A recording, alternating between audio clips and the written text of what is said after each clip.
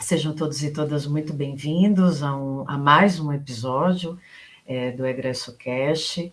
Hoje nós contamos com a presença da professora Maria Cândida Neres Batista. Seja muito bem-vinda, professora, uma alegria recebê-la aqui no nosso projeto. Eu gostaria de já começar fazendo a nossa pergunta de partida, pedindo que você nos conte a sua história de vida, do ponto que você desejar. Bom dia, oi todo mundo. Quer dizer, bom dia, boa tarde, boa noite, né? Porque eu não sei que horas vocês estão assistindo, mas eu gostaria de começar agradecendo pelo convite. A UFRB é como se fosse minha segunda casa, e é sempre bom qualquer oportunidade de contato que eu tenho com todo mundo, né, da UFRB e com a própria UFRB. Então, muito obrigada pelo convite. Esse projeto eu achei muito interessante, traz uma vitalidade muito grande para o curso e coloca a gente que já saiu em contato com pessoas que estão agora e que estão entrando também. Isso é muito importante. Então, sobre a minha história, né? Não tem muito para contar, mas de uma forma geral, eu sou do interior da Bahia aqui mesmo, de uma cidade próxima a Amargosa, cerca de 30 e poucos quilômetros de Amargosa. E quando eu comecei no curso de filosofia da UFRB, né, quando eu decidi ingressar, eu tinha 16 anos.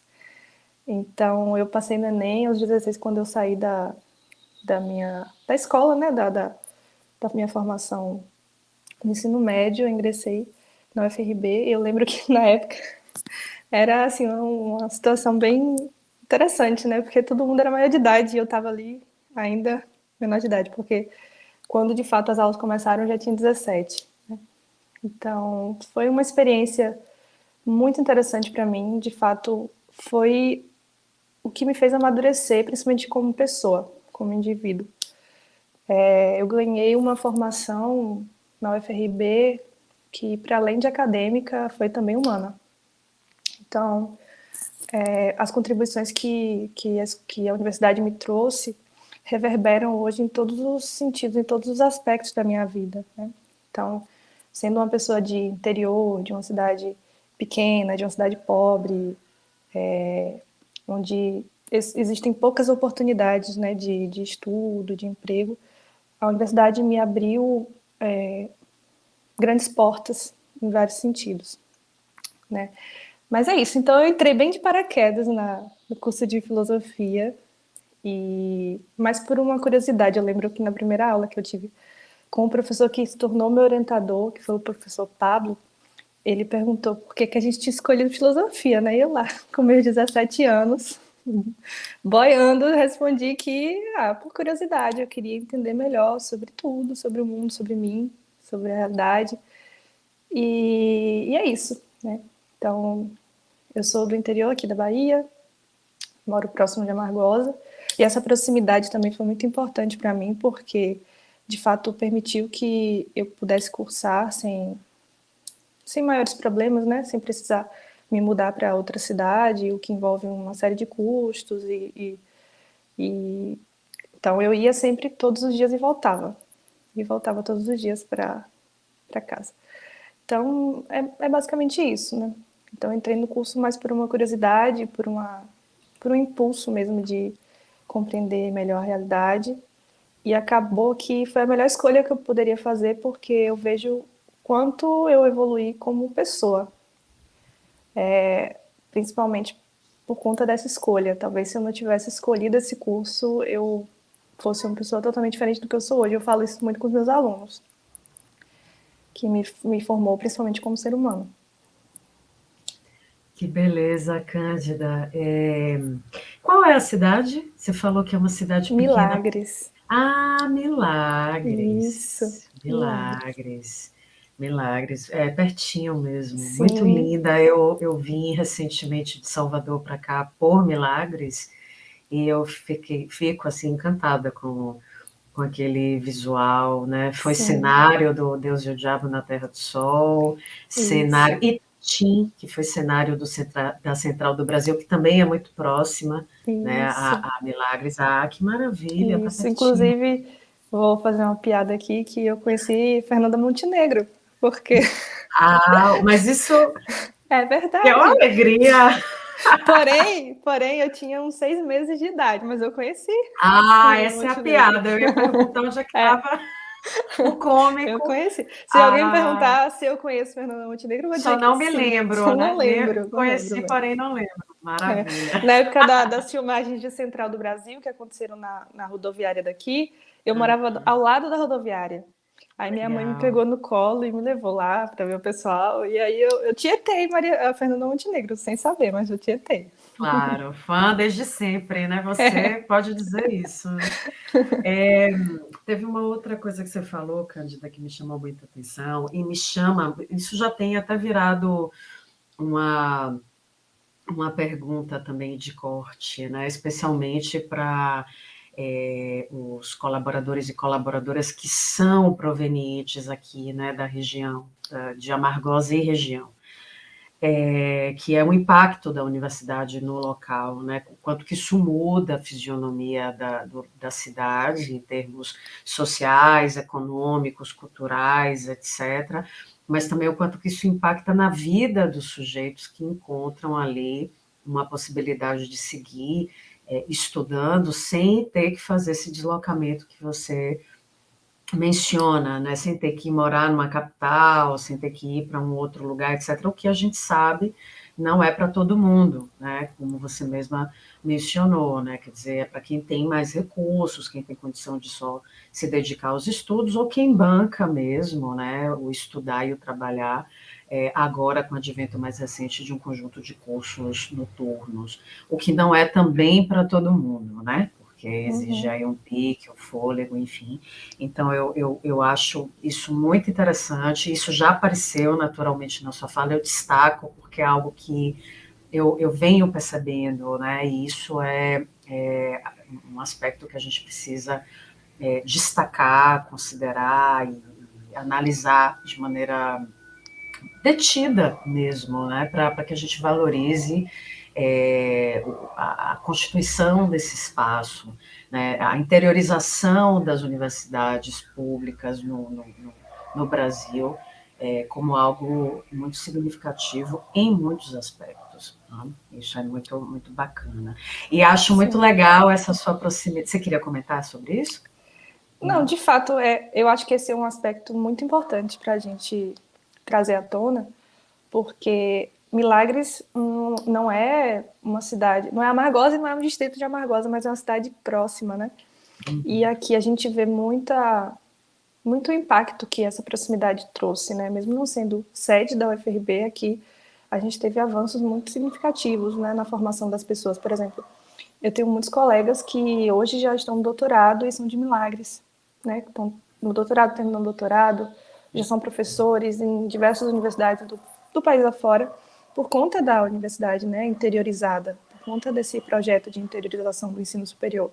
Sem isso, seria muito difícil que pessoas com a realidade que a gente tem, né, de mais dificuldade, né, não necessariamente o meu caso foi mais porque eu saí de casa muito cedo, assim, eu saí de casa aos 18 anos, para morar sem os meus pais, então desde os 18 que eu estou nessa batalha de também trabalhar e estudar para conseguir ir à frente. Então, eu acho que é um potencializador, né, a universidade interiorizada, de fato, acaba trazendo oportunidades para pessoas que têm muito, muito potencial e que, sem essa oportunidade, talvez não conseguiriam, de fato, os avanços que conseguiram, né, até agora. Sem dúvida, sem dúvida.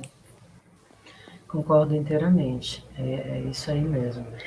E achei interessante, queria comentar só mais uma questãozinha antes da gente passar para a próxima pergunta. Achei muito bacana a sua resposta ao professor Pablo, da curiosidade. Né? Eu me aproximei da filosofia, eu escolhi fazer filosofia pela curiosidade, nada mais filosófico, né? Aos É, 16 você já manjava muito, nada mais filosófico. O sim, Platão fala isso, né, no Téteto. Ele vai dizer para a gente que a sim, filosofia nasce do espanto, né, do espanto com as é. coisas. Olha, eu vou Dá ser uma... bem sincera, bem honesta, assim. Eu não quero muito romantizar essa escolha, porque eu tava bem Ah, perdida, sabe? Tava bem uhum, perdidona, assim, poxa, eu terminei o ensino médio, eu preciso fazer uma universidade, porque é uma coisa que minha mãe sempre falou. Minha mãe sempre uhum, falou que a gente, principalmente enquanto mulher, a gente tinha que ter o curso superior, independência financeira.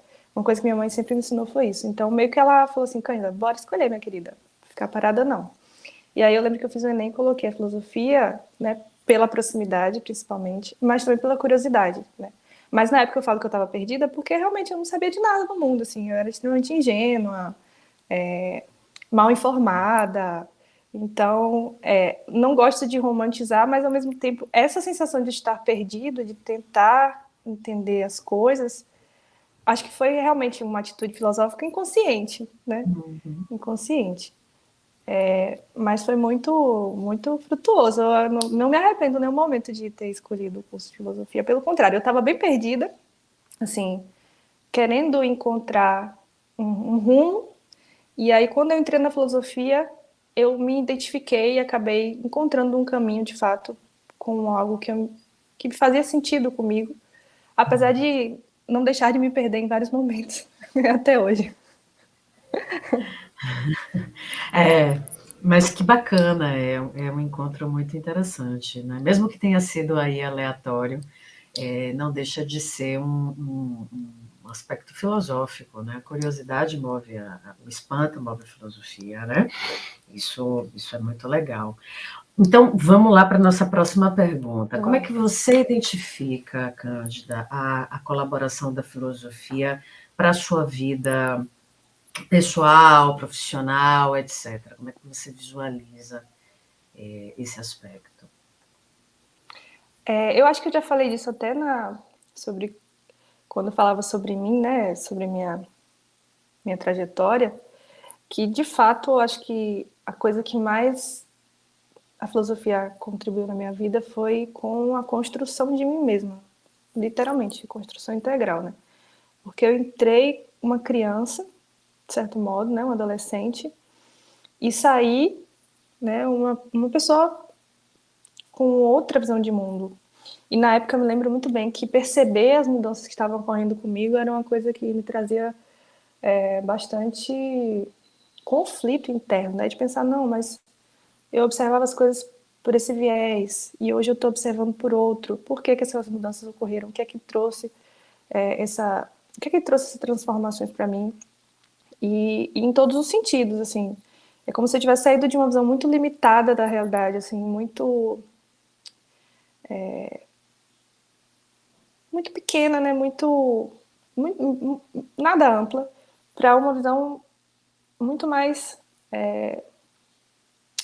uma visão maior do que de fato as coisas são. Não que hoje eu saiba alguma coisa, mas comparado ao que eu era quando eu entrei para o que eu saí, eu percebo que houve transformações muito importantes na minha forma de ver o mundo, né? Trouxe uma abrangência maior na minha capacidade de sintetizar a realidade. E é isso. Principalmente no que diz respeito ao questionamento, porque ao questionamento sobre as coisas, né? Eu antes era uma pessoa que aceitava muito, assim, aceitava muito tudo em alguns aspectos da vida. E com a filosofia eu me senti no dever, né? Na obrigação de questionar com mais veemência coisas que antes eu aceitava. Então, eu acho que o curso de filosofia me formou principalmente como ser humano, porque me ensinou a não ser passiva diante da realidade, de questionar o que antes eu compreendia como normal, como natural. E inclusive me ensinou também a ter mais empatia com. Eu aprendi com alguns professores isso, sabe? Por isso que eu preciso falar. Necessidade Uhum. de ter empatia. Foi uma coisa que me formou muito na UFRB e é uma coisa que eu procuro colocar em prática hoje na minha docência. Mas então é isso. Acho que a UFRB ela teve essa capacidade de me mostrar horizontes que antes, na realidade limitada que eu tinha, assim, como eu falei, né, de todos os aspectos geográficos, econômicos, sociais.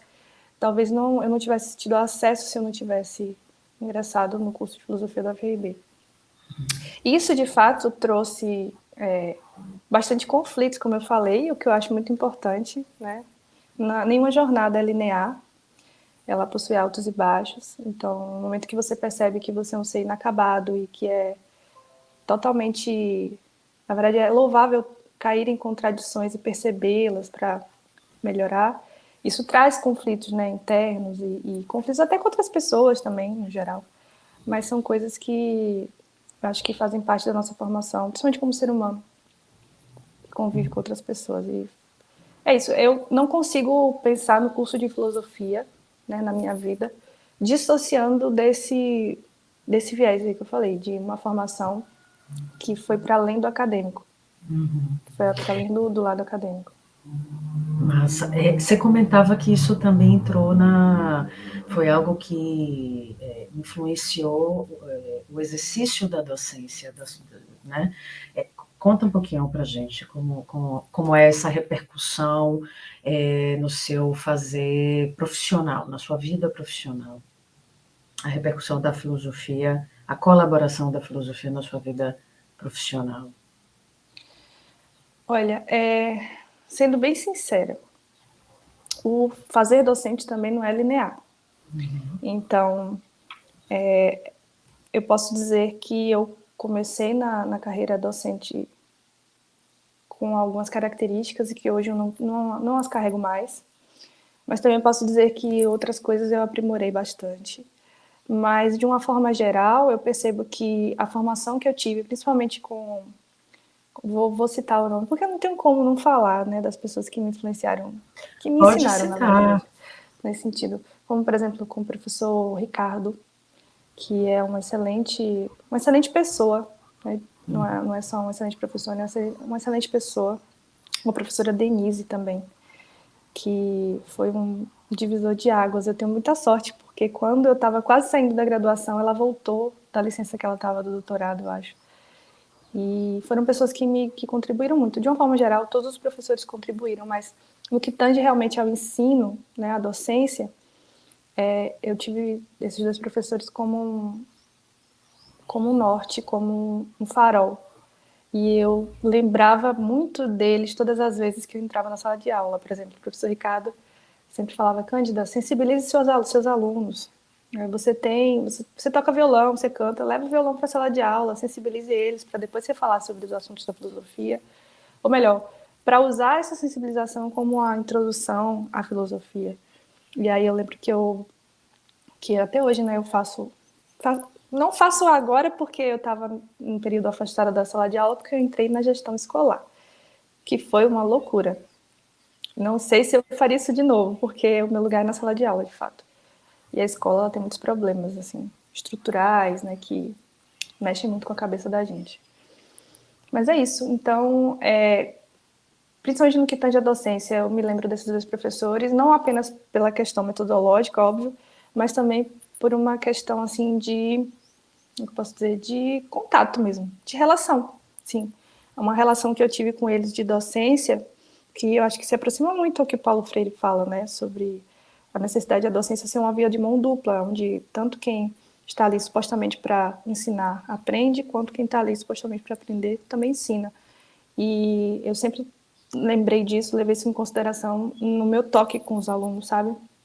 No meu tocar os alunos. E aí, no ano que eu adentrei mesmo na carreira do ensino público, eu construí relações, nossa, relações assim, muito emocionantes com os meus alunos, sabe? De eles me olharem e se sentirem confortáveis para divagar até sobre os temas sobre os quais a gente falava, e não apenas isso também, para me enxergarem como uma pessoa pária, como alguém que por mais que estivesse ali nesse papel meio que se transforma no papel hierárquico na sociedade que a gente tem, né, que é o papel do professor muitas vezes ele é confundido com um papel hierárquico, e então eles me olhavam como um páreo, como uma pessoa que estava ali nessa posição mesmo de escuta, de diálogo, de compreensão, e não de julgamento, não de repressão. Isso foi interessante. Depois que eu entrei na gestão, isso mudou bastante, porque é um outro lugar, né? Um outro lugar, e justamente foi o que me fez ter mais saudade da sala de aula. É porque na gestão a gente acaba sendo obrigado a colocar regras e normas que eu não colocaria nunca em sala de aula, entende? Então, foi um momento bastante conflituoso também, né, internamente para mim. Sair desse lugar de acolhimento, de diálogo, de troca, de compartilhamento de ideias, para um lugar onde você é muito mais obrigado também a seguir o que a comunidade exige, o que as leis exigem, o que a dinâmica, né, daquela cidade, daquela realidade ali social exigem, acabam por exigir. Então, você é professora efetiva da rede pública, Sim. estadual, mas não está exercendo a docência hoje, você está na gestão.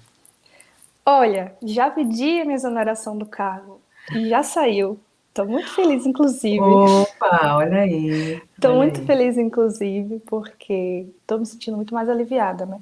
Mas como saiu no final do ano letivo, então eu não assumi nenhuma turma agora, porque já tinham acabado as atividades, né, letivas.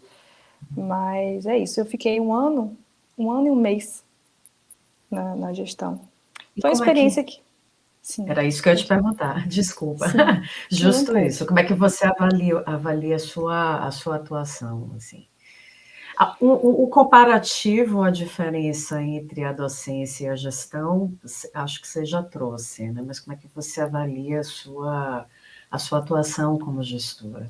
Olhando já Olha, agora retrospectivamente, né? olha, sendo bem honesta, eu acredito que a minha experiência como gestora tenha, em alguns momentos,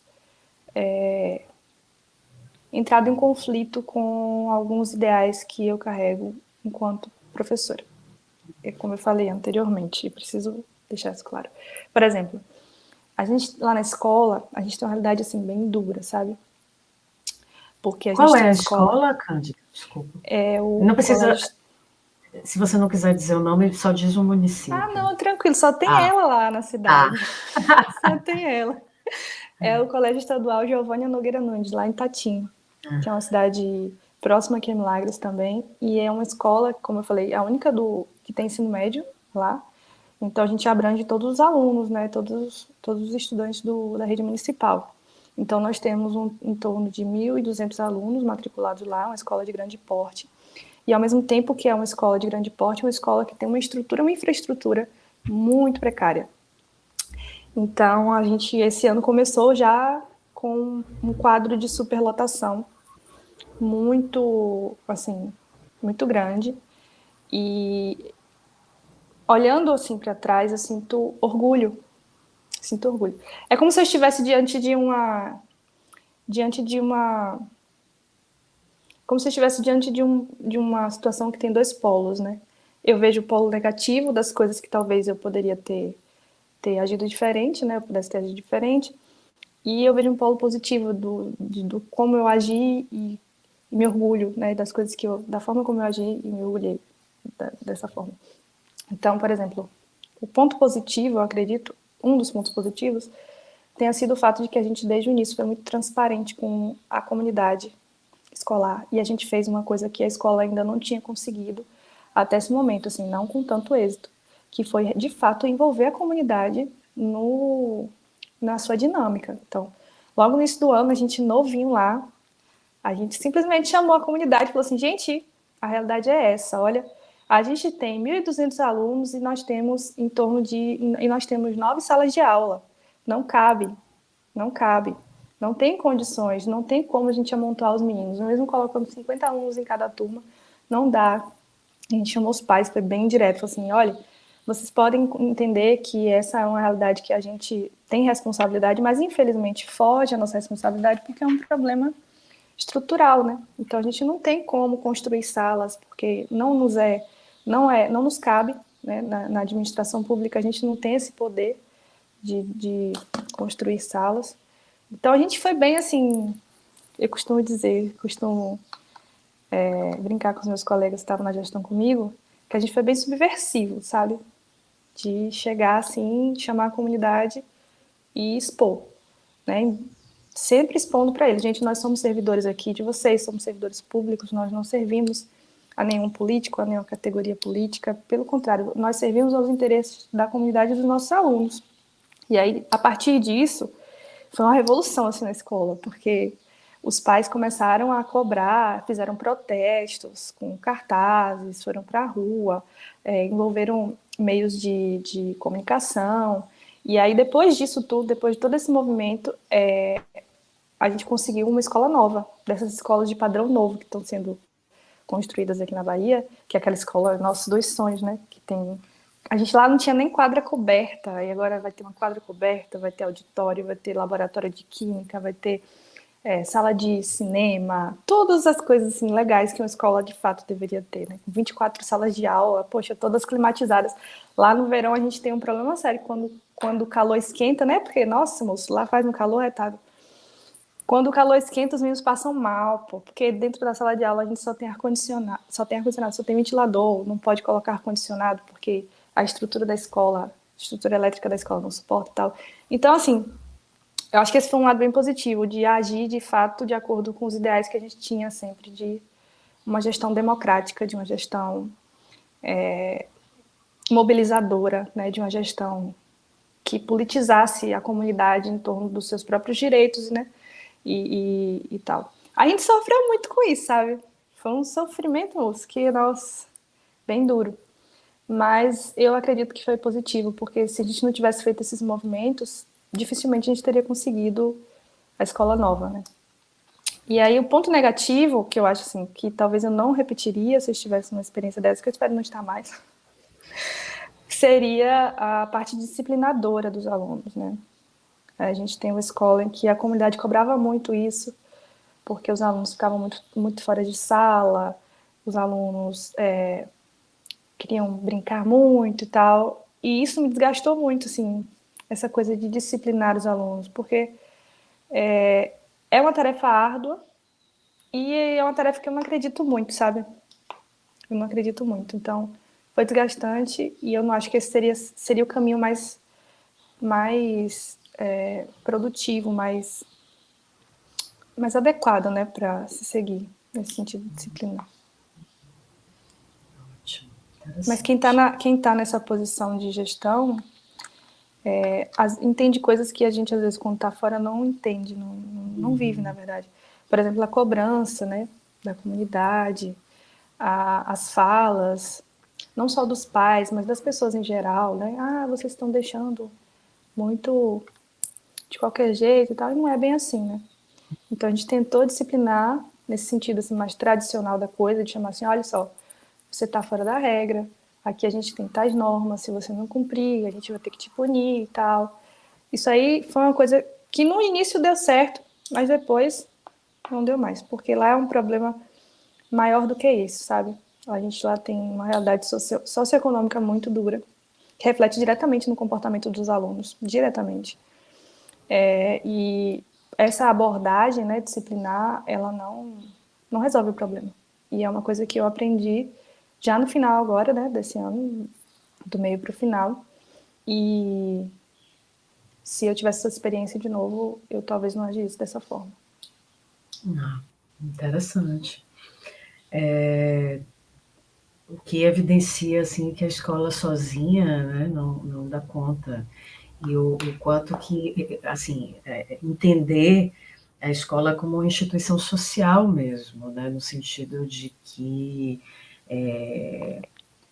no sentido social do termo, e no quanto esses aspectos políticos, econômicos, sociais, culturais, etc., eles acabam afetando, né, o cotidiano da escola. Né?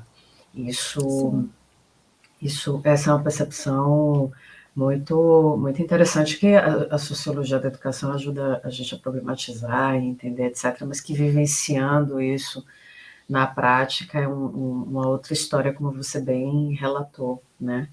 Interessante, Cândida, muito interessante mesmo. Eu queria te perguntar, voltando um pouco aqui agora para o curso, como é que se deu seu encontro com o seu tema, com a sua questão de pesquisa, né? Como é que foi isso? Como é que se deu esse encontro lá? E se você quiser ainda complementar sobre o curso, que tipo de desdobramento o curso, né, de filosofia propriamente dito, trouxe para a tua vida? Você já apresentou para a gente aqui algumas questões, a construção de si, a ampliação de horizontes, mas isso como uma contribuição da própria filosofia, né? Então, eu te pergunto, para além da sala de aula, da construção de si, da ampliação dos horizontes, como é que você vê a contribuição do curso e como é que se dá seu encontro com o tema da pesquisa, aquela que você começa a ler desenvolvendo no TCC? Sim.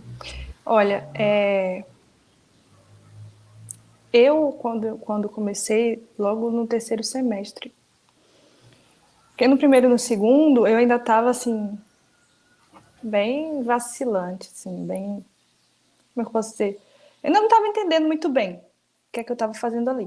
Né? Eu estava ali com 18 anos, pegando as disciplinas, tentando dar o meu melhor nas disciplinas, mas eu lembro bem que para mim era uma realidade assim muito distinta do que eu vivia antes. Então, por exemplo, eu me lembro como se fosse hoje. Dessas experiências que eu contei, né, da primeira aula que o professor perguntou por que eu tinha escolhido filosofia. Eu lembro, foi em 2013, olha quanto tempo tem. E eu lembro assim com clareza de detalhes. Assim como eu também lembro, por exemplo, da primeira vez que eu peguei um calhamaço de Platão para ler, que foi a República. Nossa Senhora, que situação desesperadora. A princípio, assim, porque eu nunca tinha tido contato com uma leitura tão específica, né, assim, com uma linguagem tão específica da filosofia. E aí eu comecei a ler Platão, e eu me lembro que eu brinco com o pessoal que cada página que eu passava era uma lágrima que caía, porque eu falava, poxa vida, eu não fui alfabetizada, cara, que isso? Não tô conseguindo entender nada disso aqui. E aí, eu lembro até que teve uma aula que eu falei, nossa, Platão é utópico, né? E aí o professor não gostou que eu falei isso. Mas foi realmente uma impressão mesmo que eu tive de uma leitura de uma pessoa que nunca tinha lido nada assim tão específico de filosofia. Então, é preciso salientar, né, esse momento em que o curso começa a fazer sentido para mim, que é quando eu estou lá no terceiro semestre e eu pego a disciplina de política. Peguei a disciplina de política com a professora Giovanna Temple, ou Temple, não sei como é que estão pronunciando aí o sobrenome dela. E aí eu lembro que eu fiquei apaixonada, né? Nossa, fiquei assim, em êxtase. Era, era a aula que eu ficava assim, contando os minutos para chegar e quando chegava eu não queria que acabasse. E aí eu lembro que eu tive esse primeiro contato com a política com a professora Giovanna e ela me convidou, me falou assim, Cândida, olha, vai abrir o PIBIC, bora botar um projeto seu lá. Eu vi que você gostou de política, vamos botar um projeto para ver como é que vai dar, o que dá, né? Eu falei, tipo, bora. E eu não terceiro semestre, sabia nada, eu sabia nem que era pesquisa, assim, direito. A gente vem de um ensino médio que é bem... que o ensino não tem tanta qualidade, né? Por conta de todos esses problemas que a escola pública enfrenta, né? Eu tenho um colega, a gente costuma repetir esse mantra quando a gente percebe que está saindo um pouco do caminho, que é assim, a escola pública foi feita para não funcionar. Então a gente tem que ter consciência disso para fazer a nossa parte, né? Fazer o que nos cabe para tentar fazer com que ela funcione, mesmo com todo um sistema que quer que ela não funcione, que quer fazer com que ela não funcione. Então, eu vim dessa formação cheia de lacunas para chegar no ensino superior de muita qualidade. E eu estava lá, bem ousada, né? No meio de todo mundo lá. Eu lembro dos meus colegas todos, nossa, você entendeu tal coisa de tal livro, de não sei quem. Eu falei, moço, que é isso? Vai devagar que eu estou começando. E aí eu lembro que esse terceiro semestre eu consegui passar na bolsa, né? Na seleção do PIBIC. E aí eu comecei a pesquisar em política e era uma paixão, né? Era uma paixão. Mas aí, ao longo do tempo, eu fui conhecendo outras áreas da filosofia e teve uma área que me pegou de jeito, que foi a estética. Eu tive aulas com o professor Pablo e coincidiu, na mesma época que ele estava começando a pesquisar em Deleuze, porque ele tinha uma pesquisa em Bergson, né? Uma pesquisa anterior em Bergson, acho que o doutorado dele foi em Bergson. Aí a gente começou a estudar no componente de estética as obras de Deleuze. E aí eu fiquei, nossa, fiquei apaixonadíssima pelo velho, né? Porque, cara, Deleuze é uma figura. É bem difícil de compreender, mas é uma figura. E eu gostei muito da forma como ele entende, principalmente o cinema. E aí, nessas disciplinas de estética, eu tive uma experiência muito legal, assim, que de fato eu acho que foi. Eu acho que eu usufrui mesmo de uma experiência estética, né? De uma experiência cinematográfica, porque foi quando eu parei para assistir um filme. Eu não sei se eu estou sendo arrogante de falar isso, ou se eu estou sendo, sei lá, se é pedante falar isso, mas eu senti como se eu estivesse assistindo um filme pela primeira vez. Porque todos os meus sentidos estavam ali. Todos os meus sentidos estavam ali. E não para conseguir entender o enredo, desvendar uma questão. Não, eu vivi a experiência, sabe, de assistir o filme, de me arrepiar, de,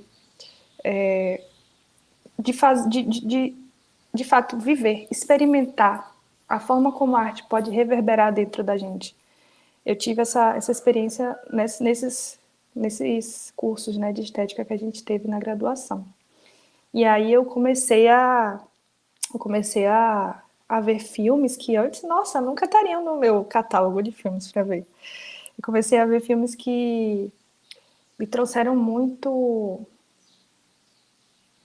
Me trouxeram coisas que eu não tinha antes, né? Me trouxeram experiências que eu não tinha antes e que, de certo modo, me apresentaram ao meu lado sensível.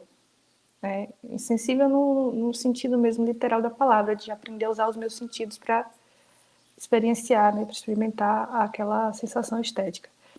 Mas é isso, então eu comecei a ver filmes, principalmente do neorrealismo italiano, os filmes de Antonioni, de Visconti e outros, e também comecei a ver muitos filmes da Nouvelle Vague, e aí eu me apaixonei pelo Godard, me apaixonei por vários cineastas que antes eu nem conhecia, e então ampliou o meu arcabouço, né, cinematográfico, assim, de conhecimento cinematográfico. E aí eu fiquei apaixonada. Falei, poxa, bora aqui, agora é aqui. Aí eu quis, durante a graduação, eu quis experimentar o máximo de coisas possível, sabe? Eu realmente estava aberta ali para experimentar a universidade, a vida da universidade, assim.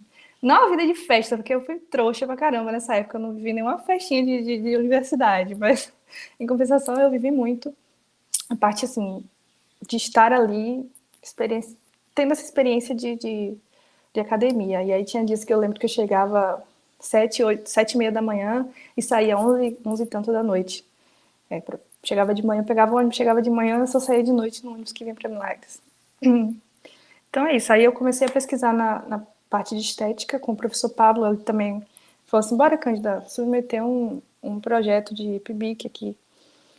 E eu falei: bora. E fui. Aí a gente começou a pesquisar junto. E aí eu lembro que uma das minhas maiores ambições foi querer conciliar, de certo modo, né? A minha trajetória com a política, com a estética. Então, o meu TCC foi em torno de subjetividades que resistem, né? Sobre o cinema moderno, principalmente, e a produção de subjetividades que resistem. Aí eu usei um pouco de Foucault. Ficou uma loucura minha monografia, porque eu acabei não tendo como finalizar ela da forma como eu gostaria, né? Ninguém nunca consegue finalizar da forma como gostaria. Mas eu acho que tive esse agravante por conta da forma como eu saí da graduação, porque eu estava no penúltimo semestre, quando eu passei no concurso do governo do estado aqui na Bahia. E aí eu falei, poxa, e agora? Falta ainda defender monografia, ainda faltam 4 disciplinas para eu terminar, poxa, lenhou. Aí o professor Ricardo me ajudou muito na época. O professor Ricardo, o professor Cícero, o professor Daniel, todos me ajudaram muito. A professora Giovana Monteiro, todos me ajudaram bastante. E aí eu consegui entrar com um processo na universidade para poder adiantar os componentes com avaliações. Aí, poxa, eu lembro que foi uma época que eu pesei 49 quilos, porque eu estava assim, só vivendo para cumprir os créditos e conseguir o diploma. Foi uma loucura grande. Mas foi legal, apesar de tudo. Mas é isso, o meu contato com meu meu objeto de pesquisa foi assim que se deu, né? Uhum. Mas valeu a pena, né, Cândida? Quando você olha Valeu. aí para trás, valeu, né? Já recuperou há bastante tempo peso, tá? Tô até hoje nessa luta, mas tô indo. Ai, mas que bacana. Houve um aspecto assim, seu encontro, sua pesquisa foi em estética, né, sobre o cinema, mas tem uma coisa muito bonita que você fala de como o curso te ensina a fruição estética, né, a apreciação da arte, né, do cinema especificamente, que é o que ficou mais enfatizado assim na sua fala. Isso é muito, muito rico, né, muito interessante, bacana. Eu queria saber de ti o que é que você anda pensando, produzindo no âmbito do conhecimento filosófico, se está no mestrado, no doutorado, se pensa em fazer, como é que está isso aí na sua vida? Conta aí pra gente. Olha, atualmente eu tô no mestrado, tô no curso de mestrado da UFBA, eu passei em 2020, acho que foi em 2020, final de 2020, e comecei no início de 2021, né? Até pretendo terminar no semestre que vem. Mas é isso, eu concilio o mestrado com o trabalho desde o início, né? Porque eu não consigo, não tem muita possibilidade de só me dedicar ao mestrado por uma questão econômica, né? Financeira, e também, principalmente por isso. Eu não consigo me desligar do meu trabalho para viver no mestrado, porque economicamente não dá para mim, né? Eu preciso me sustentar, eu tenho uns compromissos para cumprir e não dá. Mas atualmente eu estou no mestrado lá na UFBA e continuo pesquisando sobre cinema. Só que dessa vez eu quis fazer o meu projeto, foi um recomeço na minha pesquisa sobre cinema, porque lá na graduação eu tinha essa ambição de ser capaz de pensar o cinema e a política no viés filosófico que eu estudava, né, que é história de Deleuze, e eu percebi que eu estava partindo do meio e eu tinha que de fato começar a partir do princípio.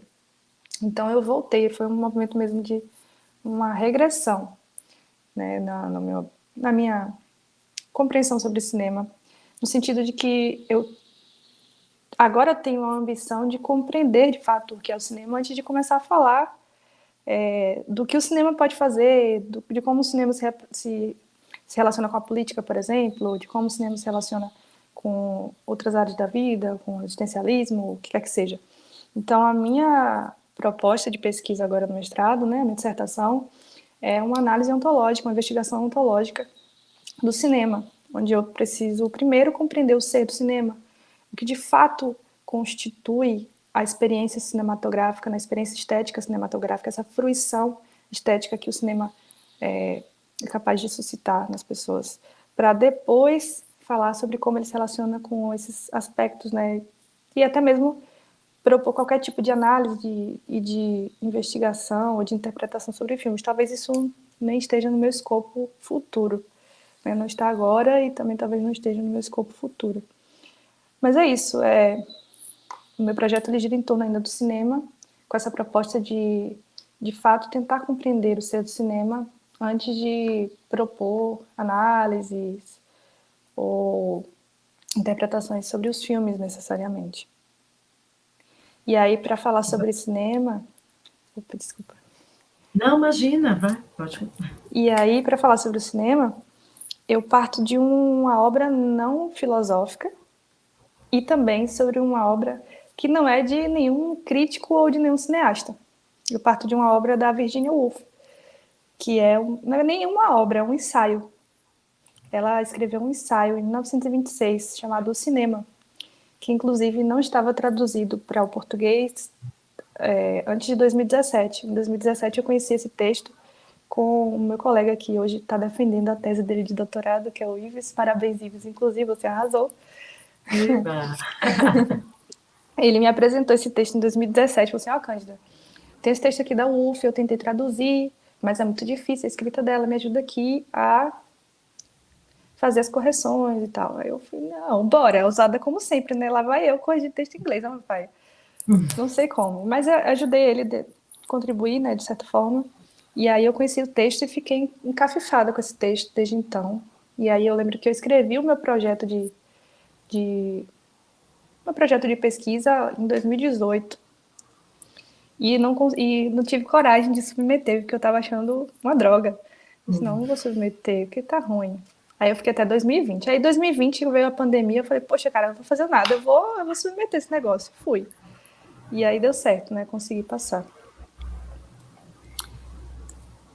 Mas é isso, eu faço da UF e faço uma análise de como os questionamentos que ela traz nesse ensaio, que é bem curto, de certo modo se relacionam com a forma como Deleuze compreende o cinema, compreende o ser do cinema.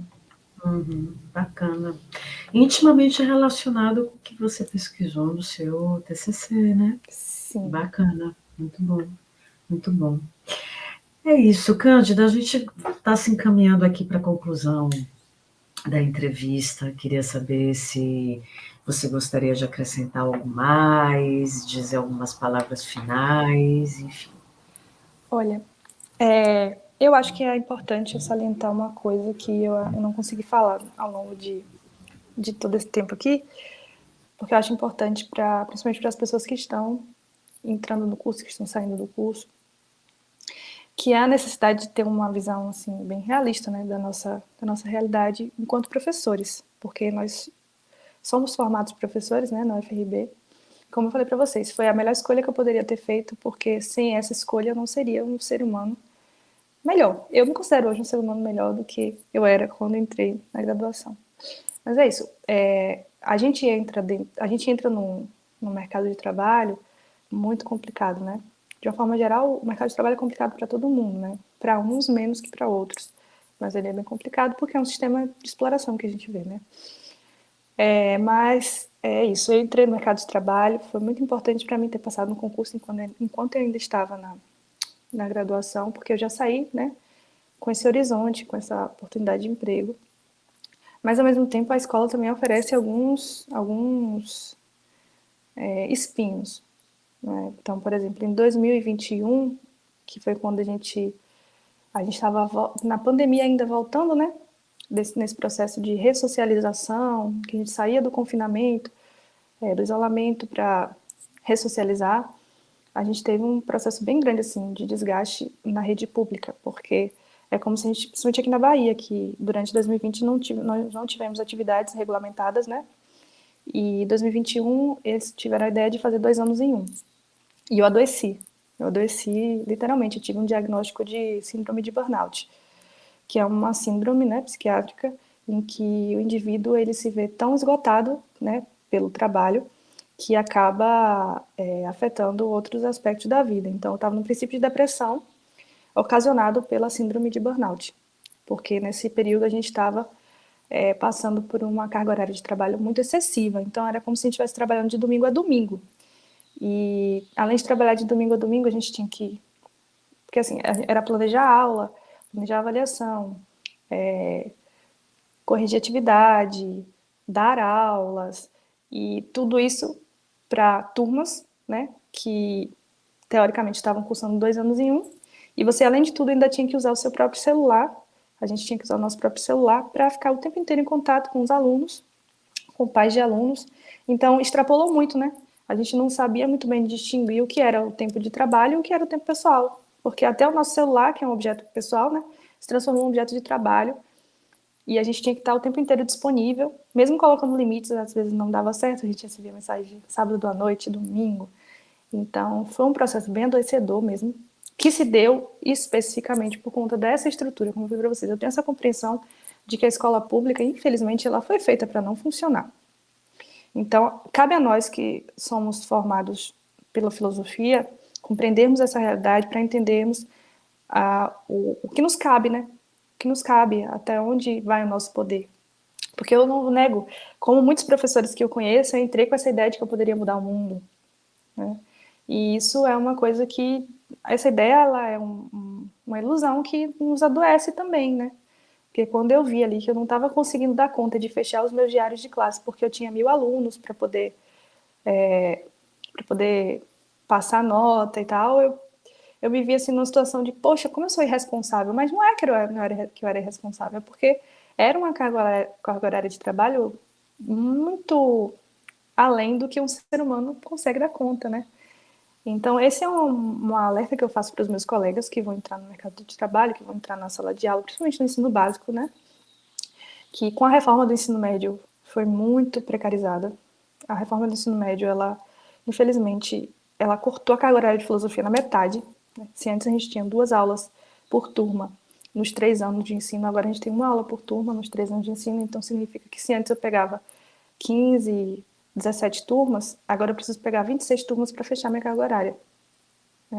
Então significa que cada professor tem que dar conta de em torno de 1.000 alunos para conseguir fechar sua carga horária. Então, é uma realidade bem complexa. Eu não posso me furtar dessa discussão, porque, de fato, passar por isso, por essa situação de adoecimento, né, por causa do trabalho, é uma coisa que eu acho que precisa ser compartilhada com as pessoas que vão entrar também, para já elas terem essa malícia, né, de entrar no ambiente de trabalho, entendendo o seguinte, olha, isso aqui vai além do meu controle, né, isso aqui é uma questão estrutural que eu não consigo mudar sozinho, é uma questão que só se muda coletivamente, né? E entender que está tudo bem. Eu não tinha essa malícia, essa experiência antes, porque, como eu falei, foi tudo muito rápido para mim. Eu passei no concurso com 21 anos, né? Entrei na sala de aula com 22, então eu não tinha nem vivência de mundo, quem dirá de docência ou de uma compreensão assim, mais profícua da realidade, né? Não tinha. Então, é isso. É importante que as pessoas entendam, né? Que a gente que está se formando em filosofia entenda que essa consciência da realidade, ela precisa ser a nossa aliada o tempo inteiro. Não apenas nos momentos em que a gente se pega sendo pessimista e olhando a realidade como ela é, porque, de fato, ela é muito assoladora, né? Mas também nos momentos em que a gente vê, que a gente se cobra e se culpa por coisas que fogem ao nosso alcance. Mesmo fazendo um bom trabalho, né? Então, eu acho que é uma coisa interessante para os meus colegas que estão se formando agora, para os meus colegas que vão se formar, né, de agora em diante. E é isso. Acho que essa humildade, eu acho que uma, é uma questão de humildade, né, de você perceber assim, falar, poxa, eu sou um ser humano, não consigo fazer tudo, eu faço o que consigo, e é isso, um pouquinho de cada dia, um pouquinho de cada dia. Até onde você pode ir, né? Eu acho Isso. que, sintetizando um pouco o que você disse, seria essa consciência, né, de até onde se pode ir, até onde se pode mudar, se pode fazer, etc. É uma percepção muito interessante mesmo, para que a gente não sucumba, né, às vicissitudes do cotidiano do trabalho, que a gente sabe tem sido precarizado, e esse tem sido um processo que não começa hoje, né, não começa com esta reforma, mas já vem aí há mais de 20 anos sendo produzido, né, a precarização, a desvalorização da profissão docente em muitos aspectos, né, já vem ocorrendo há bastante tempo, né, e agora ganha um maior impulso, tá, ganha outros contornos, como você bem sinaliza, né, a perda de carga horária, o acúmulo de turmas, enfim, um conjunto de exigências novas que são colocadas, né, em termos de conhecimento, né, enfim, de planejamento, de realização da própria aula, né, acho que esse é um alerta muito importante mesmo, né.